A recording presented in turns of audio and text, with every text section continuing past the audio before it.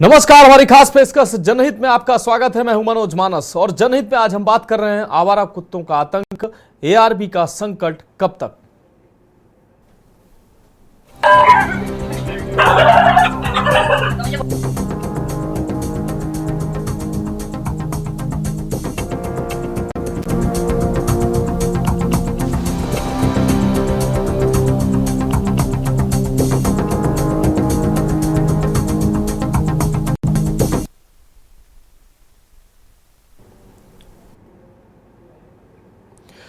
तो हम बात कर रहे हैं आवारा कुत्तों के आतंक की और इस पर हम बात करेंगे। उससे पहले सीधा आपको हरिद्वार लिए चलते हैं। इस दौरान मुख्यमंत्री पुष्कर सिंह धामी एक विशेष कार्यक्रम में पहुंचे हैं। क्या कुछ कह रहे हैं?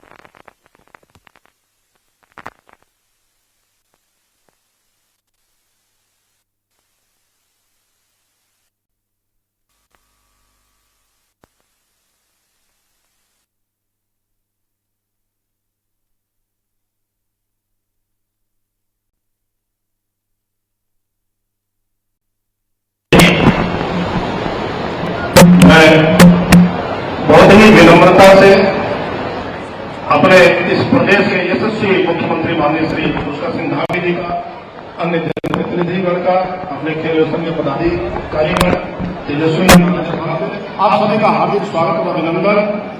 मैं जानता हूं कि यहाँ जितने भी खिलाड़ी आए हैं, आप सब लोग माननीय मुख्यमंत्री जी को सुनना चाहते हैं। आप जितनी नम्रता से, जितनी विनम्रता से, जितनी सहजता से हम सबका आमंत्रण स्वीकार कर और हम खिलाड़ियों के बीच में आते हैं, हम सदैव आपके आभारी रहेंगे। और मैं अनुरोध करूंगा सर कि आप आज अपने आशीर्वचन से हम सबको अनुरोध करें।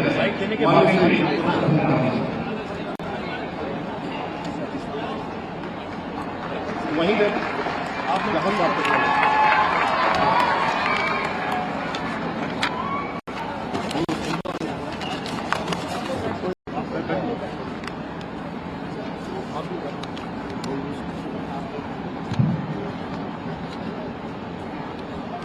भारत माता की, भारत माता की, गंगा मैया की, गंगा मैया की।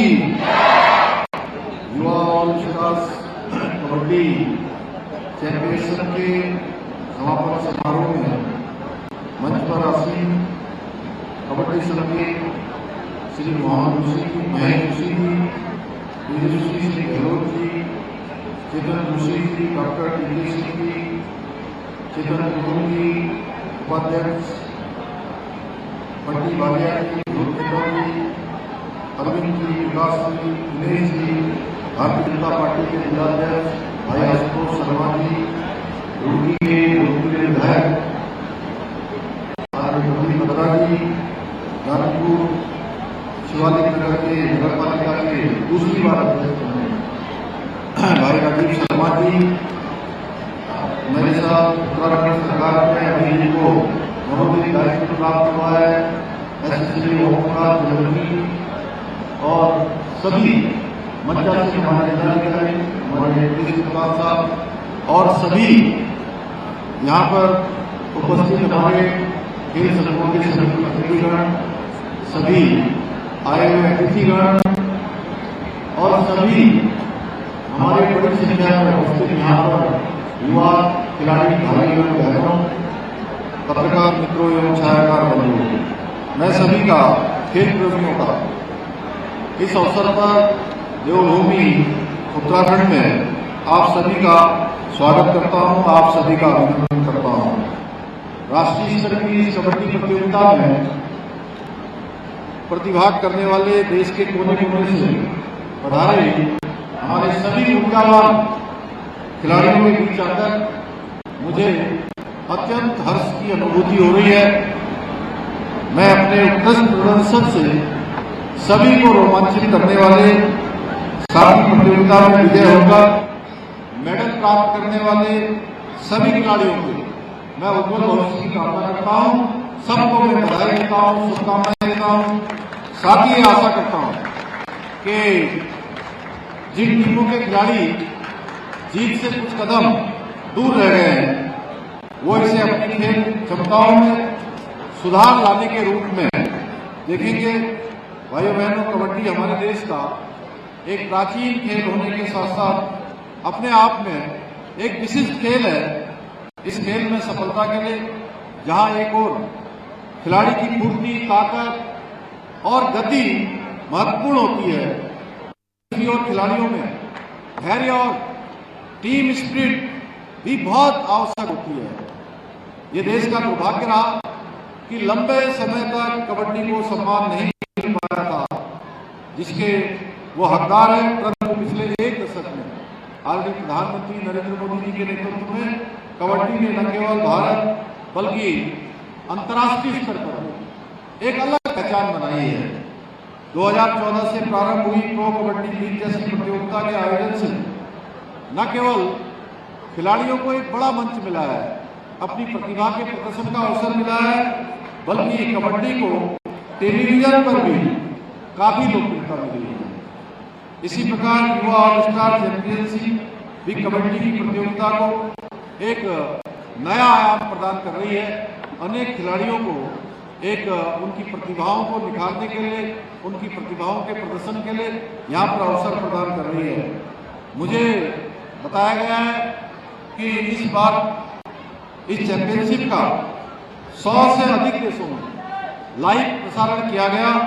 इसके साथ ही इस चैंपियनशिप में उत्तराखंड के लिए अलग से एक 10 दिवसीय लीग आयोजित कर हमारे स्थानीय खिलाड़ियों को भी अपनी प्रतिभा का दिखाने का अवसर दिया। तो मुख्यमंत्री पुष्कर सिंह धामी उत्तराखंड कबड्डी एसोसिएशन के कार्यक्रम में पहुंचे थे। इस दौरान उन्होंने अपनी बातें रखी और अब लौटते हैं अपने खास प्रोग्राम में। हम बात कर रहे हैं आवारा कुत्तों के आतंक की। उत्तर प्रदेश में एंटी रेबीज वैक्सीन की कमी के कारण लोगों को परेशानियों का सामना करना पड़ रहा है। शहरी और ग्रामीण इलाकों में कुत्तों के हमलों और रेबीज संक्रमण के मामलों में बढ़ोतरी की खबरें सामने आ रही हैं। कासगंज, बांदा, बरेली में आवारा कुत्तों के हमलों के कारण जिला अस्पतालों में एआरबी के लिए मरीजों की संख्या लगातार बढ़ रही है। क्यों सीएससी और पीएससी महज नाम के रह गए हैं? एंटी रेबीज इंजेक्शन के लिए मरीज को सीधे जिला अस्पताल ही क्यों जाना पड़ रहा है? शहर में अस्पताल पहुंचना आसान होता है, लेकिन ग्रामीण इलाकों में मरीज कई किलोमीटर का सफर तय करके जिला अस्पताल पहुंचते हैं, जहां वैक्सीन खत्म होने के बाद निराश होकर जब सीएससी पीएससी से मरीज निराश होते हैं तो निजी अस्पतालों का रुख करते हैं, जहां हजारों रुपए खर्च करने पर उनको इंजेक्शन मिलता है और उनकी जेबें ढीली होती हैं। अब सवाल है कि आखिर यूपी के सभी शहरी और ग्रामीण क्षेत्रों के छोटे बड़े सीएससी और पीएससी में एआरबी लगाने की सुविधा उपलब्ध क्यों नहीं है, और अगर सुविधा है तो फिर मरीजों को जिला अस्पतालों के चक्कर क्यों लगाने पड़ते हैं? ये खास रिपोर्ट देखिए, फिर इस पर चर्चा करेंगे।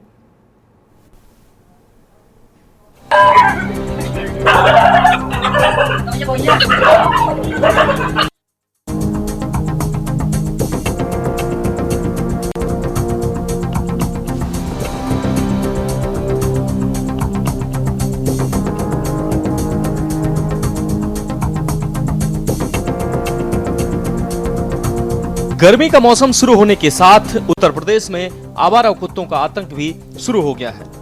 आवारा कुत्ते राह चलते लोगों को अपना शिकार बना रहे हैं, तो वहीं अस्पतालों में एंटी रेबीज इंजेक्शन न होने के चलते लोगों को संकट का सामना करना पड़ रहा है। कासगंज, बांदा, बरेली में आवारा कुत्तों का आतंक दिन ब दिन बढ़ता जा रहा है। लोग घर से बाहर निकलने में डर महसूस कर रहे हैं, खासकर बच्चों और बुजुर्गों के लिए ये खतरा बन चुके हैं। लेकिन सबसे बड़ी परेशानी तब सामने आती है जब कुत्ते के काटने के बाद एंटी रेबीज वैक्सीन यानी एआरबी अस्पतालों में उपलब्ध नहीं होती, जिससे मरीजों के सामने दोहरी मुश्किल खड़ी हो गई है। कासगंज में आवारा कुत्तों के हमलों की घटनाएं लगातार बढ़ रही हैं। सीएससी और पीएससी में हर दिन 100 से 150 मरीज कुत्ते के काटने के इलाज के लिए पहुंचते हैं, लेकिन एआरबी नहीं मिलने से निराश लोग। क्या नाम है आपका? कीर्ति, आप यहाँ जिला अस्पताल आए, क्यों आई हैं? ये मेरा भाई कुत्ते ने खा लिया है। कुत्ते बहुत वो हो रहे हैं आतंकवादी, इसको मेरे भाई को खा लिया है। और हम वहाँ पे सोरो गए थे, वहाँ पर लगा नहीं था, तो हम यहाँ आए कासगंज लगवाने। सूरों अस्पताल में नहीं लगा था चला? नहीं, यहाँ पर आप क्या इंजेक्शन लग चुके हैं अब तक? तीसरा है। मेरा नाम तो भगवती भगवती प्रसाद, तुम यहाँ आए हो, क्यों आए हो जिला अस्पताल में? इसके इंजेक्शन लगवाने नहीं आया हूँ। किस चीज़ का? कुत्ते काटे का। कब काटा कुत्ता ने? कई दिन हो गए, तीसरा इंजेक्शन। कहाँ के रहने वाले हो? सैलई। मरीजों को एआरवी इंजेक्शन की जरूरत होती है तो अस्पताल में कभी कभी इंजेक्शन की उपलब्धता नहीं होती है, जिससे मरीजों को परेशानियों का सामना करना पड़ता है और सीधे जिला अस्पताल जाना पड़ता है। MP सिंह, यहाँ पर जो आप जिला अस्पताल में रेबीज के इंजेक्शन लगा रहे हैं, लगभग रोजाना कितने मरीज आ रहे हैं? क्या डेली 100, 125, 150 तक आ जाते हैं। कुत्तों का आतंक इस समय ज़्यादा चल रहा है क्या? हाँ, ज़्यादा चल रहा है। यहाँ पे जिला अस्पताल में क्या कासगंज के ही मरीज आते हैं या कासगंज के आसपास? कासगंज के सब जगह के आते हैं, सोरों के भी आते हैं, गंज डोडवारा से भी आते हैं, अमापुर से भी आते हैं और कासगंज CSC से भी आते हैं। ऐसा क्या कारण है कि गंडवारा और सावर और PSC CSC से आ रहे हैं, वहाँ इंजेक्शन नहीं लग रही क्या?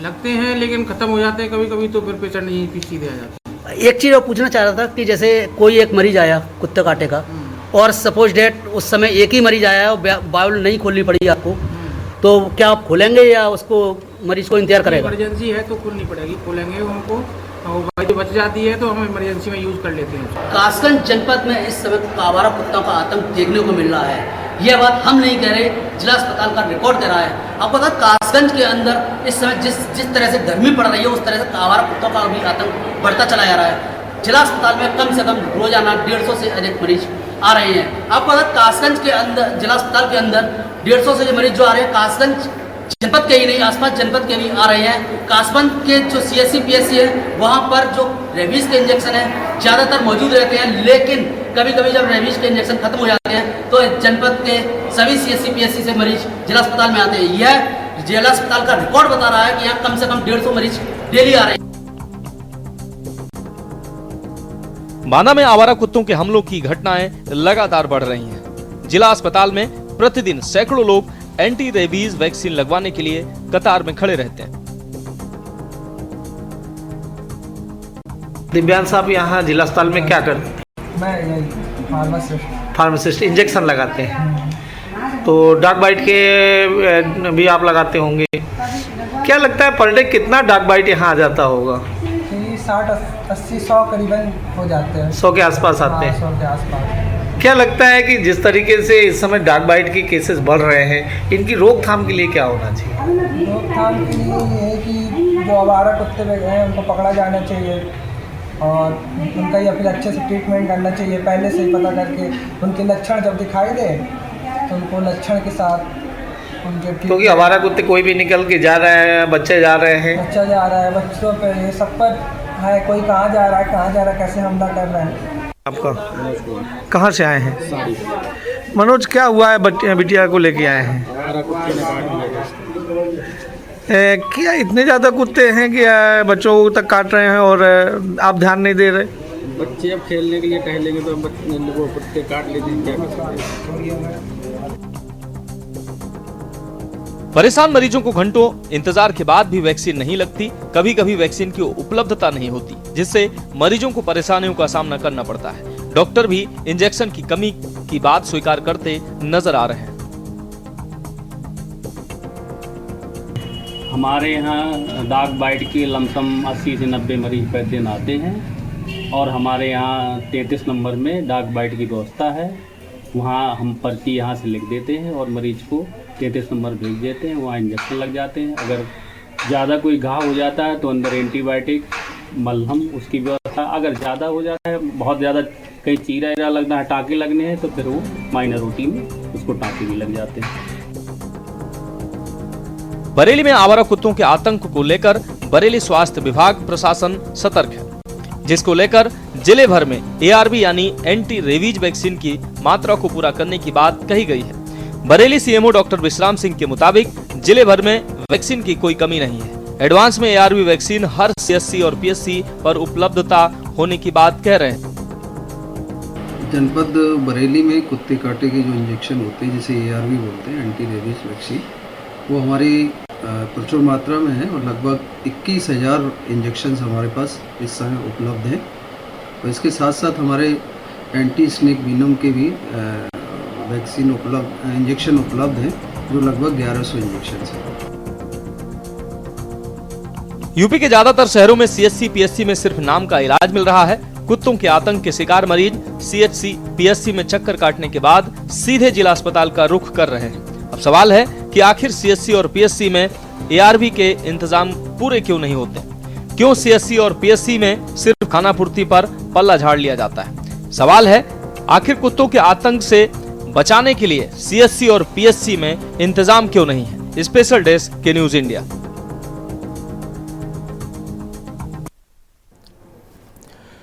तो लगातार तमाम जनपदों से ऐसी तस्वीरें सामने आती हैं जहां बच्चों को और बुजुर्गों को आवारा जो कुत्ते हैं वो लगातार शिकार बना रहे हैं। और जब इन कुत्तों का शिकार हो के ये बच्चे और ये बुजुर्ग और ये जो पीड़ित जो अस्पताल पहुंचते हैं, नजदीकी सीएचसी और पीएचसी पहुंचते हैं, तो वहां एंटी रेबीज का जो इंजेक्शन होता है वो मिलता नहीं है। फिर इनको इधर उधर भटकना पड़ता है और लंबी दूरी तय करके, कई किलोमीटर की दूरी तय करके जिला अस्पताल जाना पड़ता है। कई बार ऐसा होता है कि जिला अस्पताल में भी एंटी रेबीज के इंजेक्शन नहीं मिलते हैं। फिर इन मरीजों को, इन लोगों को मजबूरी में अपनी जेब ढीली करनी पड़ती है और निजी अस्पतालों का रुख करना पड़ता है। अब सवाल यह है कि सरकार जो है वो तमाम दावे करती है, प्रशासन तमाम दावे करता है कि हर एक अस्पताल सीएचसी और पीएचसी में एंटी रेबीज के जो इंजेक्शन हैं वो उपलब्ध हैं। फिर इन मरीजों को आखिर भटकना क्यों पड़ रहा है? तमाम जिलों से हमारे संवाददाता जुड़े हुए हैं। सानू बरेली से हमारे सानू कुमार बिरोजी बरेली से हमारे साथ जुड़े हुए हैं। भगत सिंह संवाददाता बांदा से हमारे साथ जुड़े हुए हैं। रोहित पांडे संवाददाता शाहजहांपुर से हमारे साथ जुड़े हुए हैं। साथ ही प्रशांत सोनी कासगंज से हमारे साथ जुड़े हुए हैं। इसके साथ ही डॉक्टर AK शुक्ला पूर्व सीएमओ हमारे साथ जुड़े हुए हैं। डॉक्टर शुक्ला, आपका चर्चा में बहुत स्वागत है। सबसे पहले अपने संवाददाताओं का रुख कर लेते हैं। सानू, आपके पास आते हैं। बरेली की अगर बात करें सानू, तो बरेली से तमाम ऐसी तस्वीरें सामने आती हैं, आए दिन ऐसी तस्वीरें सामने आती हैं। आवारा कुत्तों का आतंक लगातार जारी है। गलियों में बच्चे खेल रहे होते हैं, उनको शिकार बनाते हैं कुत्ते, बुजुर्गों पर हमला करते हैं। और जब ये लोग अस्पताल पहुंचते हैं तो वहां पर इनको रेबीज के इंजेक्शन नहीं मिलते हैं। सीएचसी पीएचसी में तो मिलते नहीं है, जबकि तमाम दावे किए जाते हैं कि यहां पर उपलब्धता है इंजेक्शन की। जिला अस्पताल में लंबी लंबी लाइनों में, कतारों में लगना पड़ता है। कई बार वहां भी इंजेक्शन उपलब्ध नहीं हो रहे हैं, तो लोगों को तमाम दिक्कतें हो रही हैं। अब गर्मियां आते ही इस तरह की घटनाएं और बढ़ेंगी, लेकिन जब अस्पतालों में इंजेक्शन की उपलब्धता नहीं होगी तो लोग और परेशान होंगे। सानू,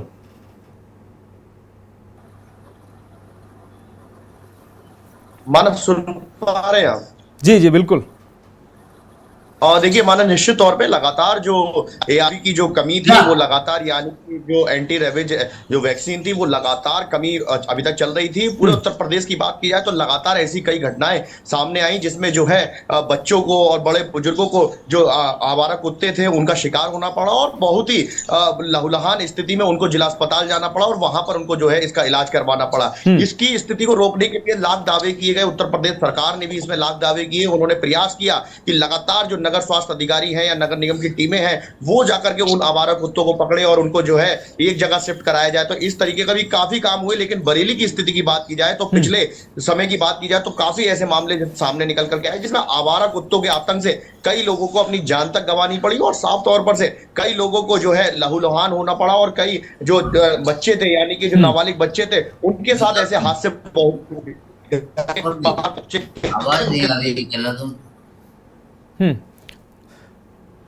ठीक है सानू, अपनी बात रखिए।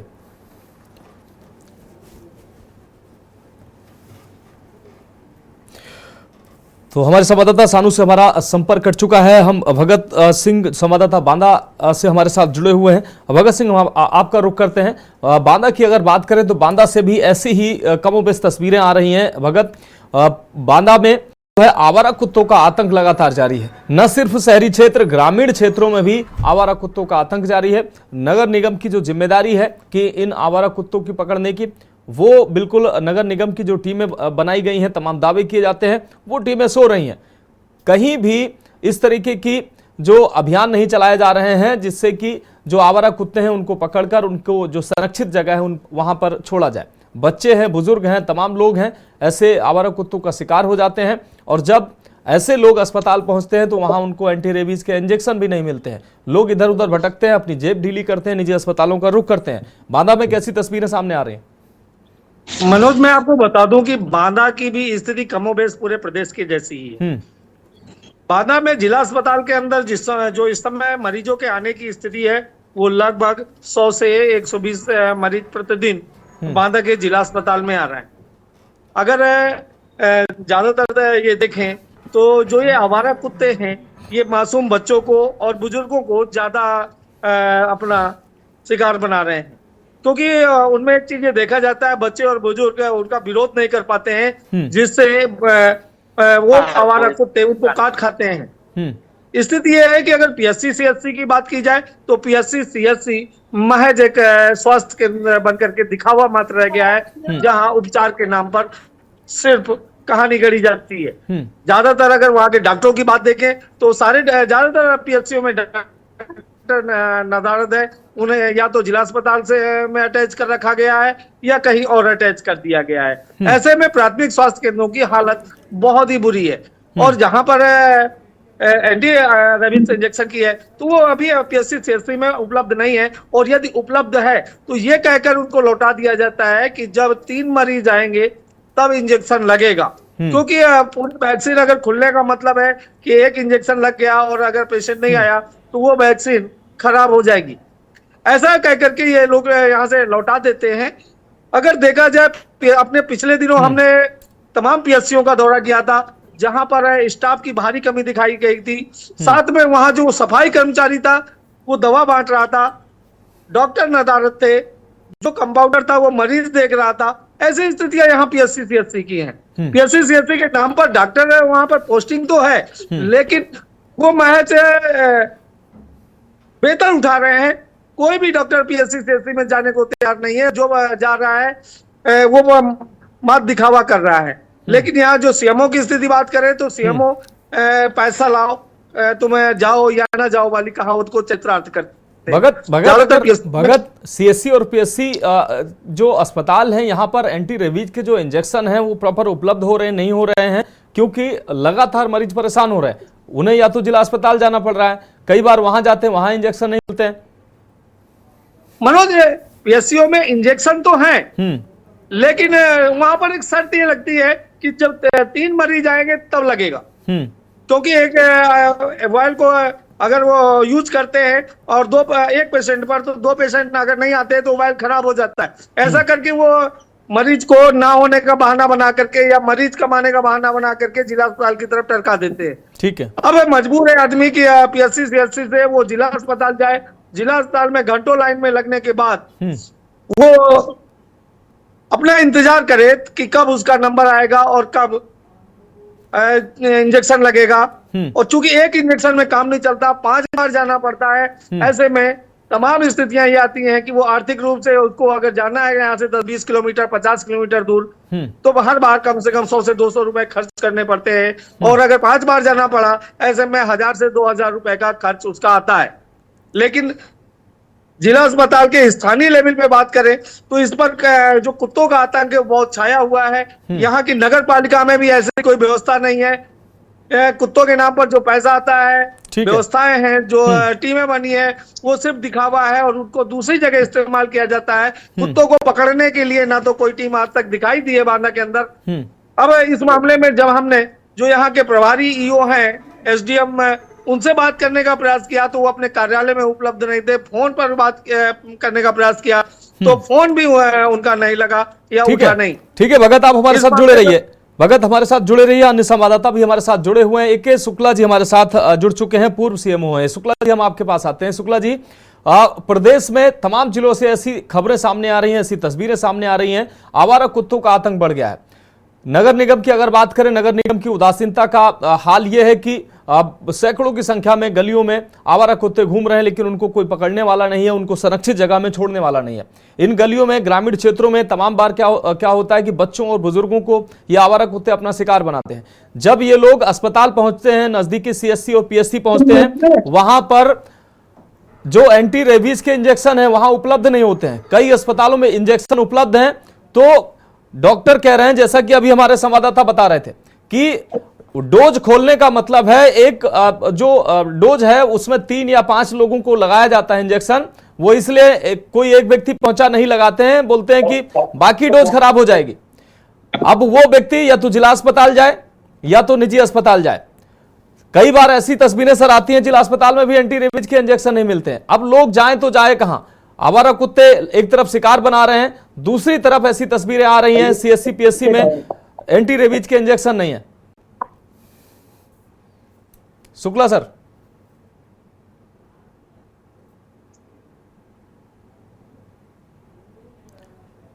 सर फोन अनम्यूट कर लीजिए।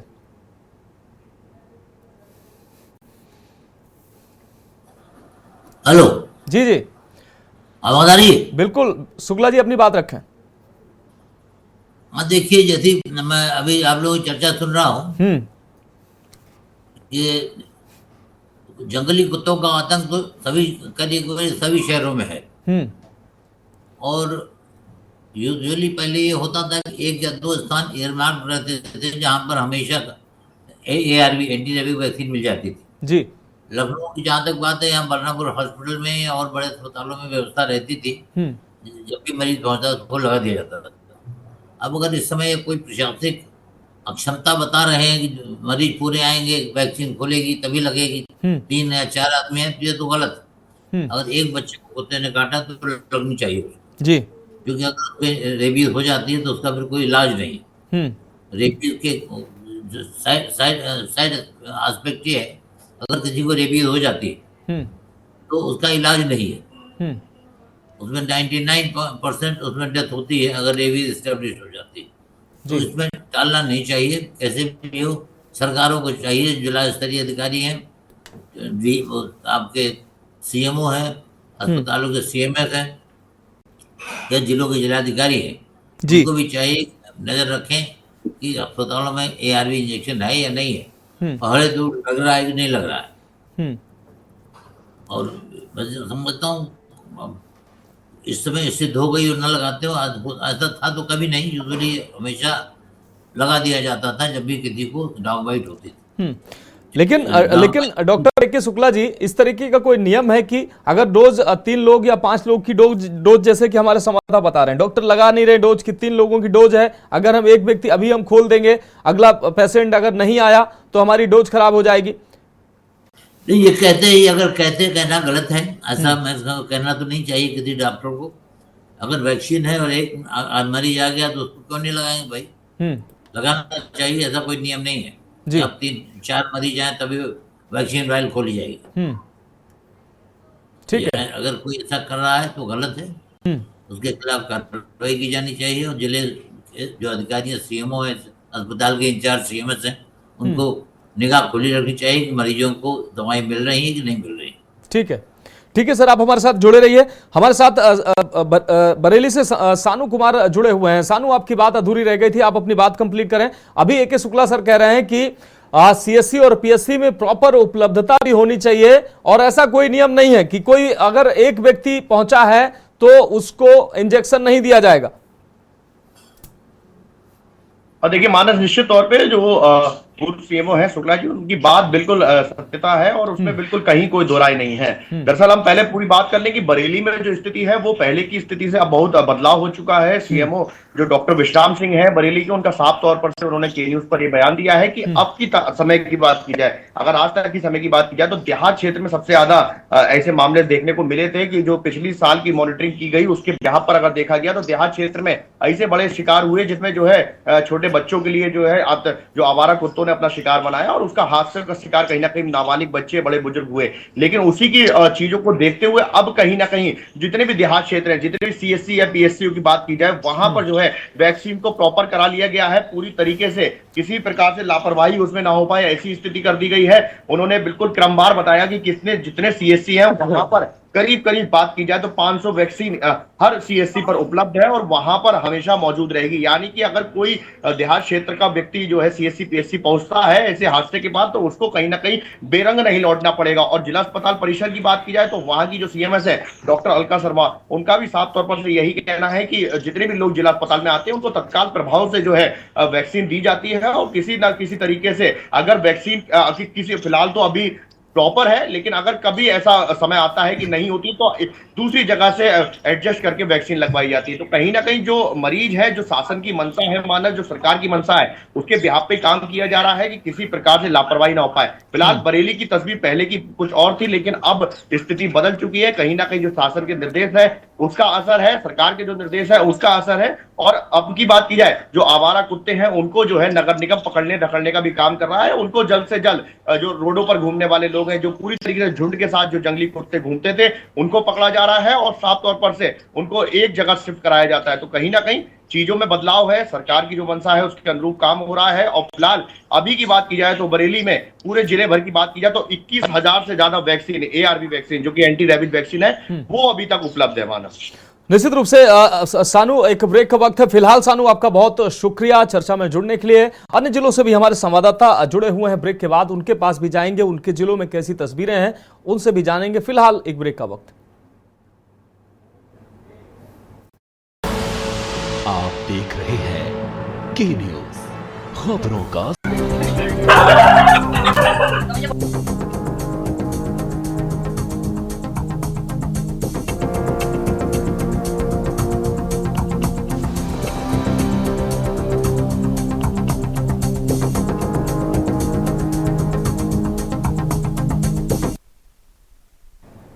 तो ब्रेक के बाद हमारी खास पेशकश में एक बार फिर से आपका स्वागत है। हम बात कर रहे हैं आवारा कुत्तों के आतंक की और ARV के संकट की। कब तक ARV का संकट रहेगा, क्योंकि प्रदेश में तमाम जिलों से ऐसी तस्वीरें सामने आ रही जहां CHC और PHC में एंटी रेबीज जो वैक्सीन है उसकी कहीं ना कहीं कमी है, कहीं उपलब्ध भी है तो डॉक्टर बहाना कर रहे हैं, वो मरीजों को लगा नहीं रहे हैं। और कई जगह तो ऐसी तस्वीरें सामने आ रही है जहां पर वैक्सीन है ही नहीं। तो सीधे चर्चा पे आते हैं। हमारे साथ कासगंज से प्रशांत सोनी जुड़े हुए हैं। प्रशांत सोनी, हम आपके पास आते हैं। कासगंज की अगर बात करें, कासगंज में कैसी तस्वीरें हैं, वहां अधिकारियों का क्या कहना है? मरीज जो CHC PHC पहुंच रहे हैं उनको एंटी रेबीज की जो वैक्सीन है मिल पा रही है? क्योंकि तमाम घटनाएं कासगंज से सामने आ रही हैं। जी मनीष जी, आपको बता दूं कासगंज के अंदर कुत्तों का आतंक इस समय बहुत ही ज्यादा है।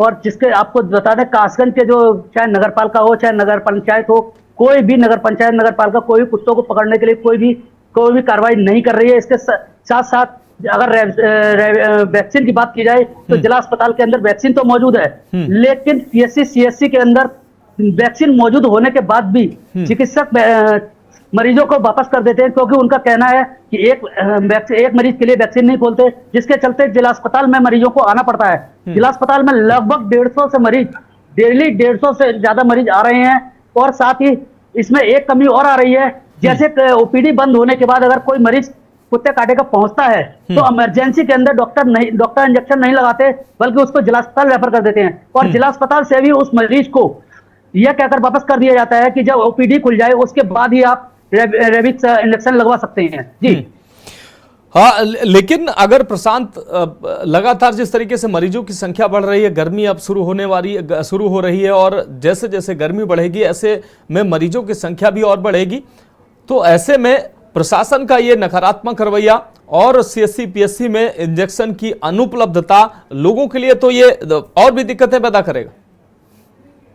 जी आपको तो कासगंज के PHC CHC में वैक्सीन तो मौजूद है, लेकिन चिकित्सक और जो वैक्सीन लगाने वाले फार्मासिस्ट हैं वो मरीजों को वैक्सीन नहीं लगाते। वो सिर्फ इतना कह देते हैं, 2 मरीज होंगे तो कह देते हैं कि जिला अस्पताल जाइए। और जिला अस्पताल में तो आपको बता दें, जिला अस्पताल में तो यह है कि अगर OPD है तो OPD में एक सिंगल भी अगर मरीज आता है तो कर देते हैं, क्योंकि जो वैक्सीन का जो इंजेक्शन का बचता है वो इमरजेंसी में भेज देते हैं। लेकिन PHC CHC में ज्यादातर फार्मासिस्ट व चिकित्सक बिल्कुल मरीजों को लापरवाह बनाए रहे हुए हैं, लापरवाही कर रहे हैं। वहीं आपको बता दें, कुत्ते को पकड़ने के लिए जो नगर पालिका प्रशासन और नगर पंचायत प्रशासन के जो भी पैसा आता है, वह लोग ये बताते हैं कि हमारे पास कोई पैसा नहीं आया और ना ही आज तक कोई भी कार्रवाई की है कि आवारा कुत्तों को पकड़कर कहीं भी स्थानित चिन्हित किया जाए। ठीक है, ठीक है भगत, एक बार फिर हम आपके पास आते हैं। ए.के. शुक्ला जी ने अभी कहा कि ऐसा कोई नियम नहीं है कि अगर एक पेशेंट सीएससी या पीएससी या अस्पताल में पहुंच रहा है तो उसको इंजेक्शन नहीं दिया जाएगा,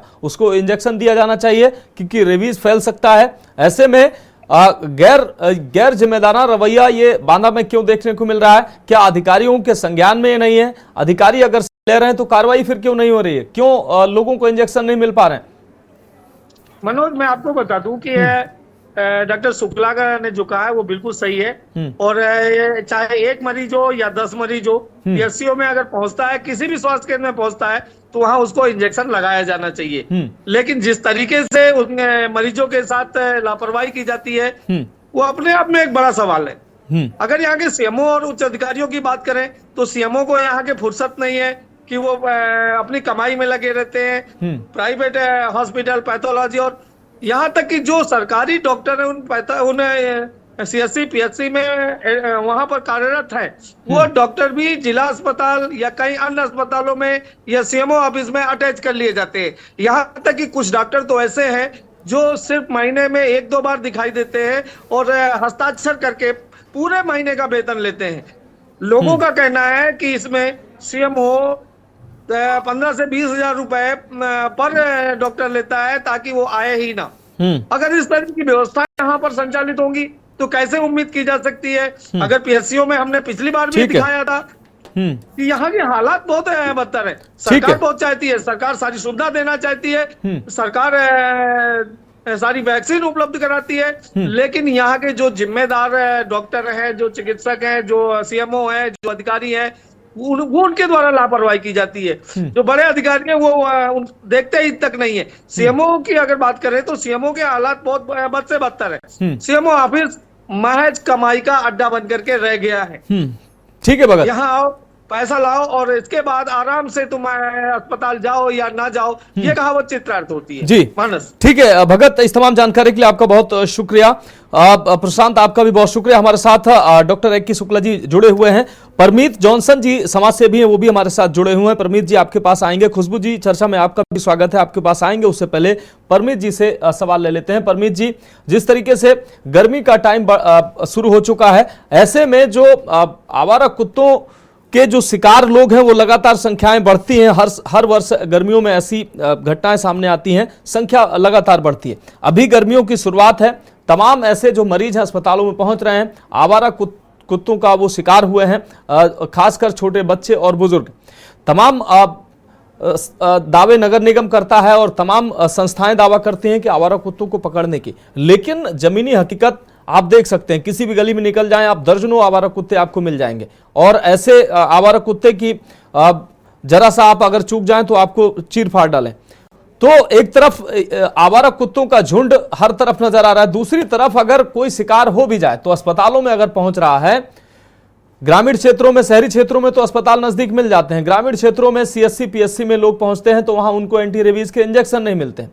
कई जगह ऐसी खबर सामने आ रही है कि इंजेक्शन लगाते नहीं, सीधा जिला अस्पताल रेफर कर देते हैं। कई जगह इंजेक्शन होते हैं तो लगाते ही नहीं है, वो कहते हैं कि हम डोज अगर खोल देंगे, क्योंकि एक वॉयल में 3 से 5 का डोज होता है, आप सिंगल आए हैं, 5 मरीज आएंगे तब हम लगाएंगे। ऐसी तमाम अव्यवस्थाएं हैं, तो मरीज जो है इधर उधर भटकने को मजबूर है और जो है और स्वास्थ्य महकमा है वो तमाम अपने दावे, किताबी दावे कर रहा है।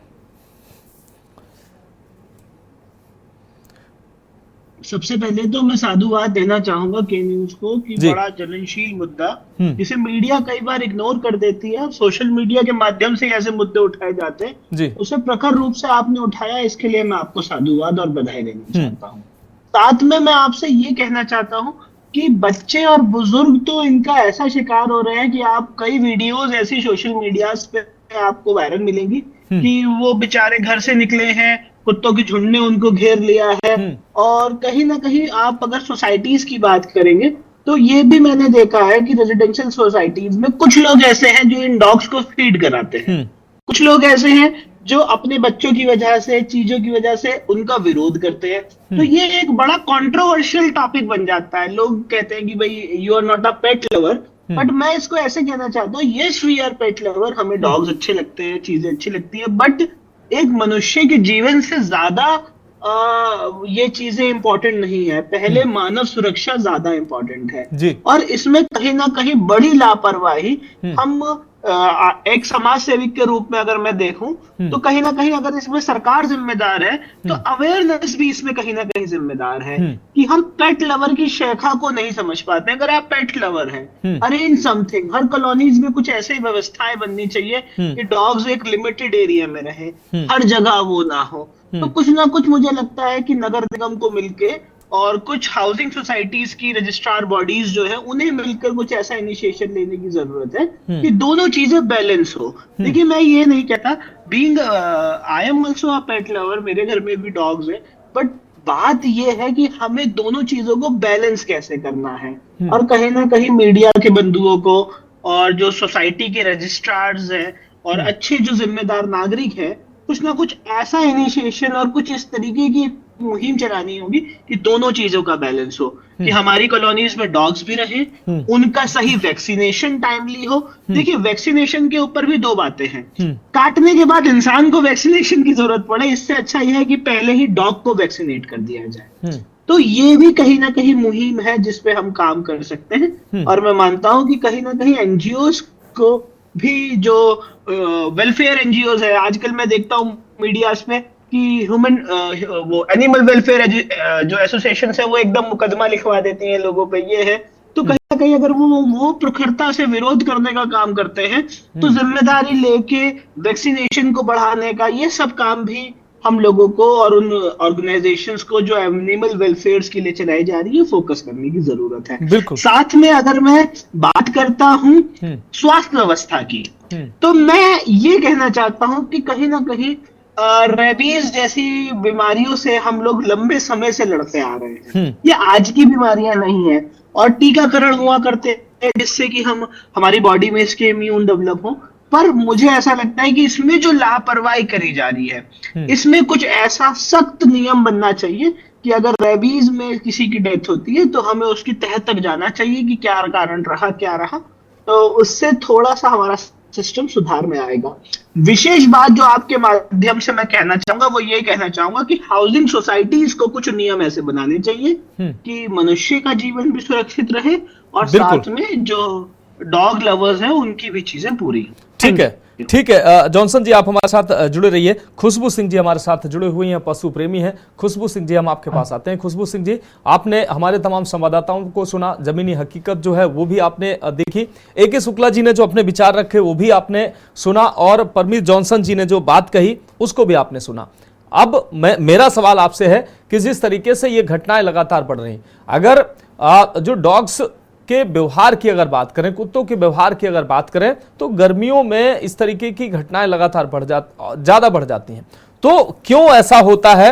कुत्तों का व्यवहार ऐसा बदल जाता है, ऐसा क्यों होता है? और जैसा कि परमीत जी ने कहा कि एक सोसाइटी होनी चाहिए, उसकी लिमिटेशन होनी चाहिए कि कहाँ कितने कुत्ते कहाँ रह सकते हैं। लेकिन आवारा कुत्तों की बात करें तो आवारा कुत्तों को नगर निगम और तमाम जो संस्थाएं हैं वो उनको पकड़ती हैं, लेकिन जमीनी हकीकत कुछ और दिखाई देती है। अब वैक्सीनेट की अगर बात की जाए कि इन कुत्तों को वैक्सीनेट किया जा सके, तो उसकी भी कोई व्यवस्था नहीं है। जो पालतू कुत्ते हैं कई बार देखा जाता है वो भी वैक्सीनेट नहीं होते हैं। पालतू के भी लोगों को अपना शिकार बना रहे हैं, आवारा कुत्ते तो बना ही रहे हैं। पूजा जी जी, आपके सारे सवालों के मैं जवाब दूंगी और अच्छा है आपने जो भी सवाल मुझसे पूछे ये जनता तक इनके जवाब जाने चाहिए जी। सबसे बड़ी जो समस्या यही आती है एनिमल वेलफेयर में कि जनता सुनना नहीं चाहती है परेशानियां उनकी जो भी कुत्तों से रिलेटेड है। तो सबसे पहला जो समस्या है कुत्तों से लेकर वो ये है कि जनमानस को ऐसा लगता है कि कुत्तों की जनसंख्या बढ़ रही है जी। लेकिन अगर आप जमीन पर जाकर ठीक से देखेंगे तो कुत्तों की जनसंख्या से ज्यादा इंसानों की जनसंख्या बढ़ती है, जिसकी वजह से जो खाली जगह पड़ी रहती है। आप पुराने समय में जाएंगे, थोड़ा मैं पीछे लेकर जाके आपको लेकर आऊंगी, तो पुराने समय में अगर आप जाएंगे घर कम हुआ करते थे, खुली जमीनें ज्यादा हुआ करती थी, जानवर का जहां मन करा वो वहां बैठ रहा है। शहरीकरण बढ़ गया जिसकी वजह से क्या हो रहा है कि सड़कों पर सिर्फ अब सड़कों पर जगह बची है कुत्तों के लिए। तो कुत्ते आपको अगर जगह उनके लिए कम होती होती चली जाएगी तो वो आपको ज्यादा ऑटोमेटिकली दिखने लग जाते हैं। तो यहाँ ये हो गया कि गलियों में, हर गली में आपको कुत्ते इसलिए दिखते हैं। गांवों में अभी भी जनसंख्या इतनी नहीं बढ़ी है जितनी शहरों में आपको बढ़ी हुई दिखती है। उसका कारण यही है कि बहुत ज्यादा डेंस यहाँ पर कॉलोनीज हो गई हैं, बिल्डिंग्स हैं जिसमें अलग अलग फैमिलीज रह रही हैं, रेंटेड हाउसेज हैं सारे के सारे। तो पहला तो आपका सवाल का जवाब यही है कि एरिया कम हो गया इसलिए जनसंख्या ज्यादा लगती है उनकी। बाकी दूसरे मुद्दे पे आते हैं कि उनका वैक्सीनेशन कैसे कराया जा सकता है। अक्सर एनिमल लवर्स और जो डॉग लवर्स होते हैं या जो डॉग फीडर्स हैं उनको अपनी कॉलोनी में सबसे ज्यादा ह्यूमिलिएशन का सामना करना पड़ता है, क्योंकि लोगों को ऐसा लगता है कि अगर ये कुत्तों को खाना ना खिलाएं तो यहाँ जनसंख्या नहीं बढ़ेगी, जबकि होता इसका उल्टा है।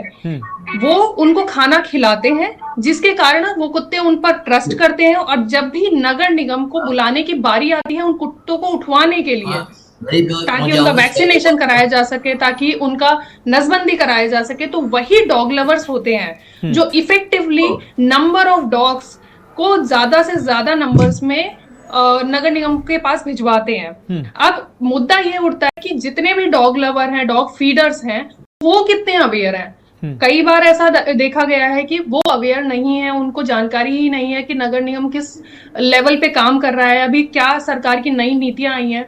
वहां पर आप जैसे मीडिया हाउसेस की जिम्मेदारी बनती है कि जब भी कोई अपडेशन आए लॉज में तो आप प्लीज उस पर जरूर से जरूर न्यूज दिखाइए, क्योंकि सोशल मीडिया पे तो अक्सर चल जाता है कि क्या अपडेट्स आए हैं न्यूज पे लॉज में, लेकिन वो उन तक ही रीचेबल है जो सोशल मीडिया यूज कर रहे हैं। और सोशल मीडिया भी बहुत इफेक्टिवली लोगों तक न्यूज पहुंचाता है कि जिसका जिसमें इंटरेस्ट है बस उसी तक वो न्यूज पहुंचेगी। पर जो न्यूज हाउसेज हैं, जो मीडिया हाउसेज हैं, वो ब्रॉड लेवल पे पैन इंडिया अपने इंफॉर्मेशन को पहुंचा सकते हैं। तो सबसे बड़ी जिम्मेदारी तो आपके ऊपर भी बनती है।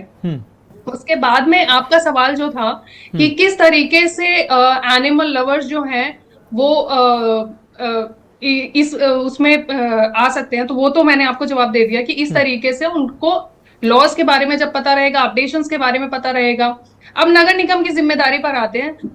कुछ शहरों में नगर निगम बहुत अच्छा काम कर रहा है, जैसे आप पुणे ले लीजिए, मुंबई ले लीजिए, वडोदरा ले लीजिए। लखनऊ में 80% स्टरलाइजेशन हो चुका है एज पर देयर रिपोर्ट, जो कि नगर निगम के साथ में अभी HSI, जिनका अभी नाम बदल गया है, वो हो गया है शायद वर्ल्ड सोसाइटी फॉर एनिमल्स हो गया है, तो वो उनके लिए काम कर रहे हैं। खुशबू जी, मेरा सवाल है, जिस तरीके से गर्मियों के शुरुआत, वैसे तो हमेशा की ये समस्या रहती है, गर्मियों की शुरुआत में ये समस्या ज्यादा बढ़ जाती है, हो सकता है गर्मी की वजह से। सॉरी, मैंने आपका ये सवाल मिस कर दिया था, मैं इसका भी जवाब दे देती हूँ आपको। तो गर्मियों में जो समस्या ये बढ़ती है उसका सबसे बड़ा जो कारण है, ठंडियों में डॉग सिर्फ भूखे रहते हैं। भूख को एक समय तक फिर भी संभाला जा सकता है, लेकिन गर्मियों में क्या होता है, वो प्यासे भी हैं साथ के साथ। लोगों से जब भी इस चीज की अपील की जाती है कि घरों के बाहर आप जलकुंड रखिए, अपनी दुकानों के बाहर जलकुंड रखिए, ताकि जो भी जानवर सड़कों पर घूम रहे हैं उनको कम से कम पानी तो उपलब्ध हो। अब उस जानवर को, जिसको वो भूखा भी है, खाना नहीं मिल रहा है, अब वो प्यासा भी है, उसको पानी भी नहीं मिल रहा है, और ऐसे में जब वो थोड़ी सी छाया ढूंढकर किसी मुमटी के नीचे, किसी दुकान के नीचे, किसी ठेले के नीचे बैठने की कोशिश कर रहा है, तो सिर्फ इस डर के कारण कि वो मुझे काट लेगा, हम पहले ही डंडा लेकर उसको भगाने की कोशिश कर देते हैं। अब आप सोचिए, आप राहत की सांस लेना चाहते हो और मैं आपके पीछे आ जाऊं डंडा लेकर, तो आपकी नजरों में मेरी इमेज क्या बनेगी कि मैं ही शायद आपको हार्म करना चाह रही हूँ, नुकसान पहुंचाना चाह रही हूँ। तो वो तो जानवर है, उसको तो डंडा समझ में आ गया कि डंडे से मुझे मार ही पड़नी है, तो इससे पहले आप हमें मारेंगे, हम आपको भौंक के भगाने की कोशिश करेंगे। कभी भी देखिए, जो एनिमल वेलफेयर है उसके अंदर जानवर खूंखार सिर्फ एक ही स्थिति में पाया जाता है, सॉरी 2 स्थितियों में। एक वो रेबीड हो जाए और दूसरा या तो उसको भूख प्यास लगी और वो बीमार पड़ गया है। तो पहले कारण तो जानने की कोशिश करिए कि उस जानवर को परेशानी क्या है, क्या नहीं है। क्या हम नहीं उसको थोड़ी सी छाया में बैठने दे सकते हैं? जितना अधिकार हम इंसानों का है उतना अधिकार क्या जानवर का नहीं है? और वो हमारे घर के अंदर बैठने की बात नहीं कर रहा है, वो जानवर सिर्फ घर के बाहर जो छांव है उसमें बैठना चाहता है। तो गर्मियों में ये समस्या इसीलिए बढ़ती है कि हमने उनके पीने के लिए पानी तक की व्यवस्था नहीं कर रखी है। एक और परेशानी आती है कि अक्सर ना जो एनिमल लवर्स होते हैं, डॉग्स उनके साथ में ज्यादा फ्रेंडली होते हैं और बाकियों के साथ नहीं होते हैं। तो वो पर्टिकुलर जानवर एक इंसान में नहीं भौंक रहा है लेकिन दूसरे पे भौंक रहा है, तो दूसरे की नजरों में वो खूंखार जानवर हो गया। वो खूंखार नहीं है, एक इंसान उसको रोज पुचकार रहा है, खाना दे रहा है, पानी दे रहा है, उसकी सहूलियत का ख्याल रख रहा है। दूसरा इंसान वो आता है, हट करके उसको सिर्फ भगाता है, चाहे वो कुत्ता शांति से ही क्यों ना बैठा हो। नहीं, हम हमेशा जब भी स्कूल्स में वर्कशॉप्स करते हैं। खुशबू सिंह जी, अब ऐसे में अब वो तो ठीक है कि जो व्यवहार अच्छा करेगा वो तो ठीक है। अब गलियों में कोई गुजर रहा है, अब जिस गली में आवारा कुत्ते बैठे हैं, हम कह रहे हैं कि अगर व्यवहार की बात कर लें या वो पहचानते हैं तो मोहल्ले के लोगों को कुछ नहीं करते हैं, लेकिन उनका अग्रेशन, उनका व्यवहार, अगर गली से कोई, ऐसा तो है नहीं गली के लोग ही उस गली से गुजरेंगे, तमाम बार ऐसा होता है, कई बार अजनबी होते हैं या बच्चे उधर से गुजर रहे होते हैं, उनकी जान पहचान के नहीं, वो कुत्ते अगर स्ट्रेंजर उनके लिए होते हैं तो वो उनका अपना शिकार बना देते हैं। तो ये भी एक बड़ी समस्या खड़ी होती है। जी बिल्कुल, समस्या ये खड़ी होती है और मैं इससे इनकार नहीं कर रही हूँ कि ऐसी समस्या नहीं है, कुत्ते नहीं है। पहली बात तो कुत्तों को हमेशा चौकीदार बोला गया है। पहले तो आप ये समझिए कि उनको चौकीदार बोला, बिल्कुल, क्योंकि उनको कोई भी अनजान गतिविधि अगर दिखती है और जो उनको लगता है कि हमारे लिए या हमारे इस एरिया के लिए थ्रेटनिंग हो सकता है, तो वो उसके लिए रिएक्ट करेंगे और भौंकेंगे। अब बात आती है कि कॉलोनी का ही कोई इंसान जो है वो उस गली से गुजर रहा है, तब भी वो उससे भौंक रहे हैं। तो अक्सर पाया क्या जाता है कि जो इंसान कुत्तों से डरता है या कुत्तों के व्यवहार को नहीं समझता है, वो छोटे छोटे पिल्लों को भी लात से मार रहा होता है, डंडा लेकर चल रहा होता है, पत्थर उठा रहा होता है। साइकोलॉजिकली वो जानवर ये समझता है कि ये इंसान मुझे नुकसान पहुंचा सकता है। इस वजह से हम भी ग्राउंड पर ही काम करते हैं सर, नगर निगम के साथ मिलकर काम करते हैं, कम्युनिटी एंगेजमेंट्स में जाते हैं। कहने का मतलब है के साथ पहले आप कुछ गलत करें तब वो जानवर आपके साथ गलत करेगा। और एक और करेक्शन मैं आपके चैनल के माध्यम से करना चाहूंगी, अगर आप इसको आवारा आवारा कहते पुकारते रहेंगे, कुत्ते कम्युनिटी एनिमल्स हैं, आज से नहीं, आज से हमारे पूर्वजों के समय से वो कम्युनिटी एनिमल है, वो हमारे ही सोसाइटी का हिस्सा है। अब बहुत बड़ी जरूरत है कि हम उन्हें अपनी सोसाइटी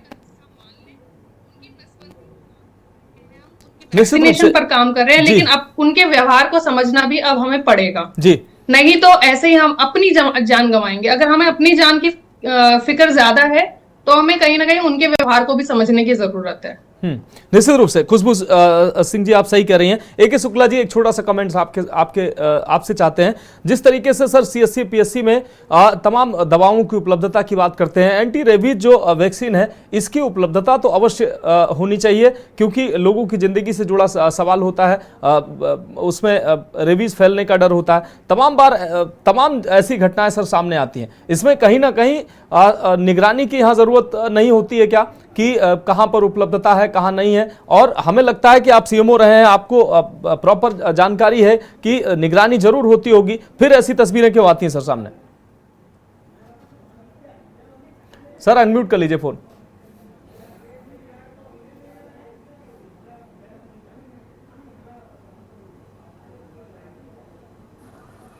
मैं लखनऊ में रहा हूँ जी, यहाँ पर बलरामपुर अस्पताल निर्माण था रेबीज के लिए। अब तो हर अस्पताल में रेबीज के इंजेक्शन अवेलेबल है। यहाँ बताना ये जरूरी है कि रेबीज की बीमारी अगर एक बार एस्टेब्लिश हो गई तो फैटल होती है, आदमी का जीवन बचा पाना बड़ा मुश्किल होता है। इसीलिए संख्या इंजेक्शन की ज्यादा दी जाती है। जितने लोग कुत्ते काटे उन सबको वैक्सीनेशन कराने का एक प्रथा है, नियम है, क्योंकि कौन कुत्ता पागल है कौन नहीं ये हम ऐसे नहीं जान सकते। सिद्धांत तो ये है कि जो कुत्ता रैबिड है, पागल है, वो काटेगा तो इन्फेक्शन होगा रेबीज का। हर कुत्ते के काटने से रेबीज नहीं होता जी, लेकिन चूंकि आप पहचान नहीं सकते गली के कुत्ते पर, जिसको भी डॉग बाइट होती है उसको सभी को ARV लगवाया जाता है। और ARV की कमी कहीं नहीं है, बड़े अस्पतालों में होता ही है, CMO की जानकारी में होता है। और अगर ऐसी कोई समस्या है तो हर CHC पर PHC पर नोटिस लगाई जा सकती है कि यहाँ पर इंजेक्शन उपलब्ध है, लोग जाएं वहाँ पे लगवाएं। अगर होते हुए कोई मना करता है या कोई पैसे की बात आती है तो बहुत ही दर्दनाक दयनीय स्थिति है। और ऐसा कभी नहीं होना चाहिए कि मानव जीवन से खिलवाड़ वाली ये बस चीजें हैं, तो आप पैसे लेके दें। जैसा कि आपने कहा कि सीएमओ की यहाँ पैसा कमाने का दफ्तर है, ये बिल्कुल सुनकर बिल्कुल कहीं ना कहीं सर इस तरीके की अगर घटनाएं आ रही हैं तो व्यक्ति निश्चित रूप से वो बड़ी लापरवाही को संकेत देती हैं और गैर जिम्मेदाराना रवैया है। AK शुक्ला सर, बहुत शुक्रिया चर्चा में जुड़ने के लिए। खुशबू सिंह जी, आपका भी बहुत शुक्रिया, बहुत शानदार तरीके से आपने बात रखी। परमीत जॉनसन जी, आपका भी बहुत शुक्रिया चर्चा में जुड़ने के लिए, अपना कीमती समय हमें देने के लिए। तो जिस तरीके से लगातार ऐसी घटनाएं, आवारा कुत्तों की आतंक की घटनाएं बढ़ रही हैं, तो हमें मानवीय तरीके से इसको सोचना भी पड़ेगा कि कुत्तों के व्यवहार के साथ साथ हमें अपना व्यवहार बदलना चाहिए, ताकि फैमिलियर हम एक दूसरे के प्रति हों और इस तरीके के जो अजनबी समझकर कुत्ते लोगों पर अटैक करते हैं वो अटैक न करें। दूसरी तरफ अगर कोई शिकार हो भी जाता है, अस्पताल पहुंचता है, तो उसको प्रॉपर ARV के जो डोज हैं वो मिलने चाहिए, ताकि उसमें रेबीज का इन्फेक्शन न फैल सके। तो फिलहाल हमारी खास पेशकश में अभी के लिए इतना ही। मुझे दीजिए इजाजत और आप देखते रहिए के न्यूज़ इंडिया।